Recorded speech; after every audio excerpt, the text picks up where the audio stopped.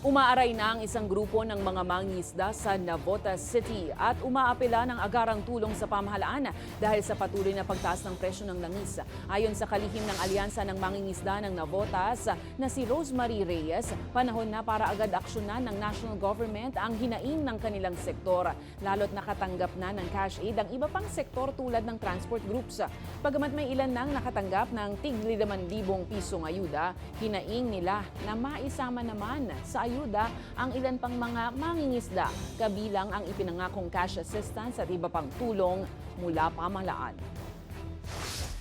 Sana po ay yung sinasabi nilang binabalita nilang bigas at tulong para sa yung ayuda na cash assistance para sa mga mangingisda. Talo pa ako sa gastos. Ang huli lang 1.3. Sa diesel kapos pa na wala akong pagkunan pagka Di sa dagat lang din kami umaasa. Hindi ko pwedeng hindi papalaot. Kailangan pumalaot.